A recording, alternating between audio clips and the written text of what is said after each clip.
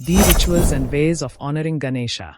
At the heart of every tradition lies a path that connects humanity to the sacred. An invisible bridge woven from gestures, intentions, and breath. In Hinduism, this path often takes the form of a simple, humble ritual, yet one charged with inner power. And when it comes to Ganesha, the Lord of beginnings, the one who illuminates transitions and opens doors, the rituals become an art of cultivating good fortune, clarity, and inner peace. Honoring Ganesha requires neither luxurious temples nor complicated ceremonies. All that is needed is a sincere heart, a clear intention, and a deep desire to move forward courageously on the path of life. Each element of his worship carries a symbolic vibration, a secret message, a breath of wisdom whispered in the ear of the devotee. The first gesture that opens the encounter with Ganesha is often the offering of modakas, these small, sacred, teardrop-shaped sweets filled with coconut or jaggery. They are said to be the elephant-headed god's favorite treats. But in mystical language, these sweets represent much more. They embody inner joy, the nectar obtained when one overcomes obstacles, the precious taste of victory over oneself. Offering a modaka is symbolically offering one's own transformation. Then come the red flowers, radiant like the rising sun. They evoke strength, vital energy, the sacred fire that burns within every human being.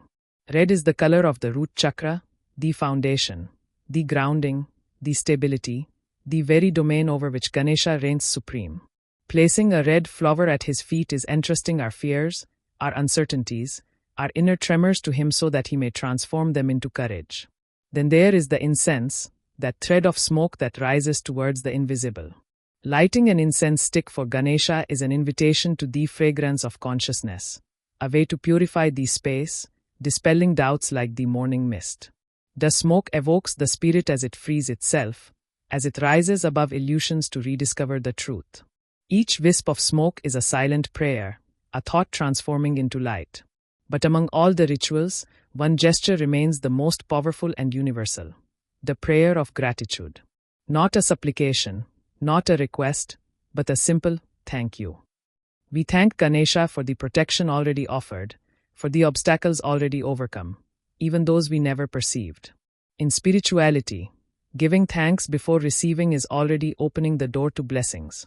A grateful heart is a natural magnet for miracles. And then there is the mantra. Vibrant, ancient, charged with centuries of practice. Om Gam Ganapataye Namaha.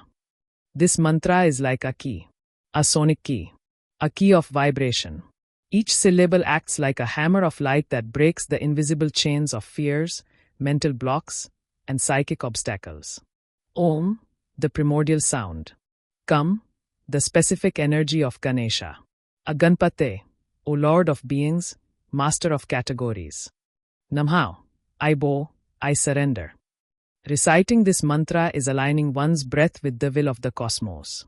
It is entering into a secret dance between the spirit and the divine vibration. It is said that even a few repetitions are enough to calm inner turmoil and straighten the path ahead. In homes, temples, yoga studios, and schools, the ritual can be simple. A candle, an image of Ganesha, a sincere thought, a whisper. The sacred doesn't need to be ostentatious, it only needs to be authentic. But sometimes, the ritual becomes a festival, a magnificent celebration, an explosion of colors, music, and devotion. That's when Ganesh Chaturthi, the greatest festival dedicated to the Lord of Beginnings, takes place. During this festival, giant statues of Ganesha are adorned, sung to, danced around, surrounded by love and fervor. The streets vibrate to the rhythm of the drums. Voices rise in song. Crowds walk together. It is a moment when an entire people remembers that life is a cycle of beginnings and renewals. The statue, after being worshipped for several days, is carried in procession to a river or ocean, and then immersed. This moment is not a loss.